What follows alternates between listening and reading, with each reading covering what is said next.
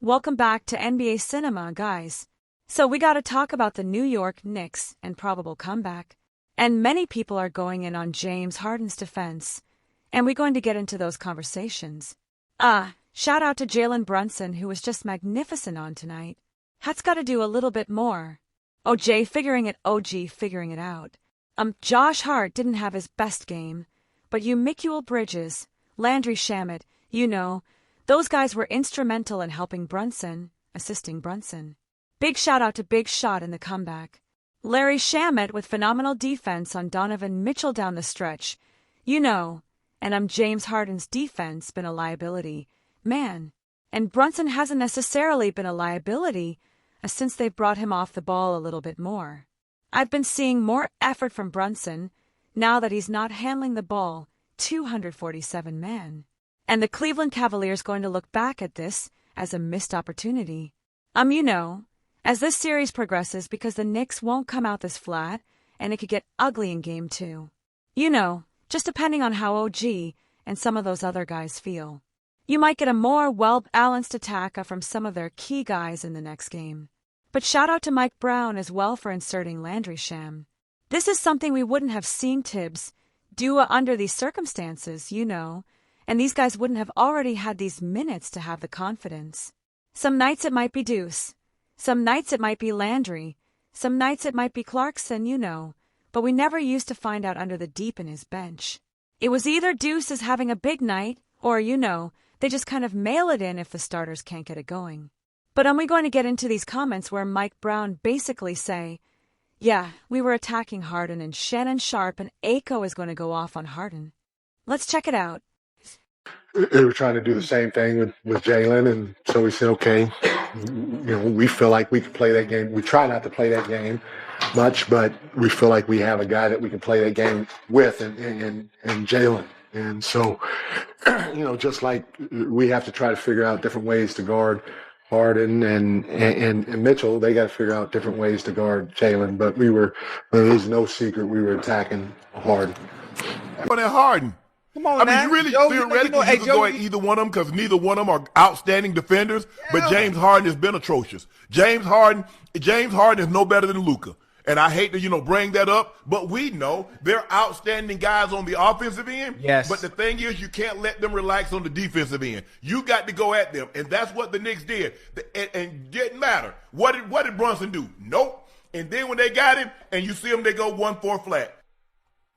My thing is, if you're not going to give me 25, 30 on offense, boy, you better play some damn outstanding defense. You can't suck on both ends of the court. There are losses and then there are catastrophic collapses. And what we saw tonight from the Cavs was a catastrophic, utterly embarrassing, completely putrid collapse. And it starts and it ends with James Harden. James Harden, after that abysmal performance you had offensively, Game 7, everybody forgave you. But to come out Game 1 and let Jalen Brunson take your heart, let Jalen Brunson take your will, let Jalen Brunson take your manhood, and do absolutely nothing about it in the Garden is shameful, especially for a superstar, especially for an all-star, especially for a former league MVP.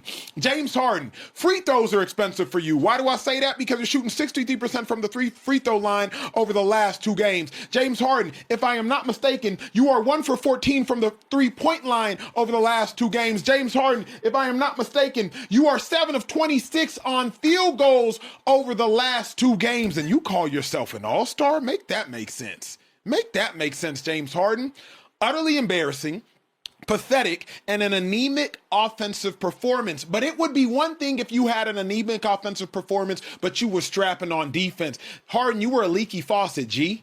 A leaky faucet that ended up flooding the entirety of the house because you couldn't turn the water off on Jalen Brunson. They called you out every single possession, and you didn't have enough heart to get one singular stop. They said, everybody go to the block.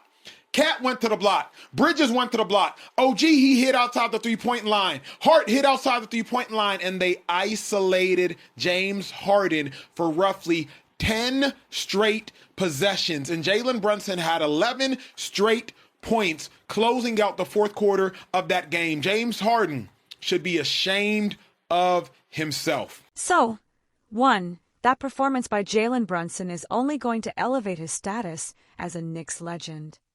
He was already one of the most unknown Knicks legends there's been. And I know there's debate whether he's in the conversation with the Uninks and all those guys. This is a step closer to that. Jalen Brunson, he single-handedly, wheeled that team back into the basketball game. And once they got to 89-94, even after Moy hit that 3, was still a little too close for comfort. That the Knicks had found a groove, and every second that tick seemed like, it just seemed like it was taking forever, and the Cavaliers start to panic, gain pressure on the shot. Shots that were falling for some of their shooters, they got a little tight. Donovan Mitchell struggled to turn the corner at times on Landry Shamet. A guy started coming up with big rebounds. Shamet was effort on top of his big-time three-pointers. Not only did he lock up on Donovan, but he made several big shots, grabbed a big board, played way better than Josh Hart on this evening. Jalen Brunson wasn't really getting much help on offense. And I know at times I've been critical of Jalen Brunson for shooting too much, but tonight he was kind of forced into it because when he had Donovan Mitchell on his back, when he had James Harden on his back, he wasn't assertive enough, wasn't getting to the cup enough. I know the offense they ran last couple series, where he was a facilitator up top. When he gets it, and he sees somebody like Donovan Mitchell, he needs to kick it out, redirect traffic and repost. When that switch happens, he needs to go right down to the block, because he needs to turn and score with them and make them pay with that in game 2. Evan Mobley was playing good basketball. James Harden, this is what I've come to expect from him. I knew he couldn't guard Jalen Brunson. Most people can't guard Jalen Brunson one-on-one. We've seen him score on Aaron and Smith. We've seen him score on all type of defenders. I don't even think, let me say this, the Spurs have great defenders. I don't, and I'm not saying Brunson is a better player than SGA, but I don't think those Spurs defenders will have the same luck against Brunson as they will SGA. Just Brunson loves the contact that they play with, and he can use that against them. And if Brunson gets to a certain spot on the court, shooting over a 66 player isn't necessarily a problem for him. He has some of the best feet in the entire league, So, if they were to play them, I think he could play better than most other guards can play on San Antonio because Castle, Harper, Fox, those guys make it very difficult.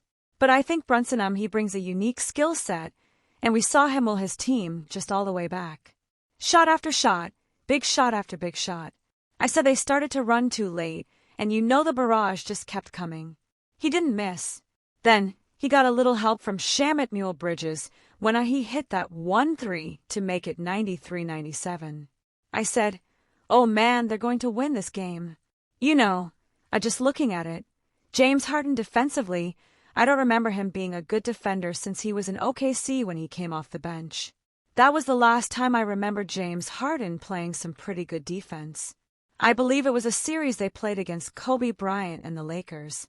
He played some good defense off the bench back then, but he's not known enough for his defensive prowess. I noticed on Brunson when he started dancing, he was looking to try to reach instead of trying to stay in front of him and keep it honest. So that's how Brunson was able to pull up for that 3, because Harden was trying to time his dribbles and get his heads on the ball instead of playing him honest. And like I said, man, most people can't check Jalen Brunson one-on-one like that. So there's no fault in that, but you got to be able to attack him back. And they couldn't do that tonight, man. So let me know what you guys think in the comments. Don't forget to like, share, and subscribe. Till next time, peace.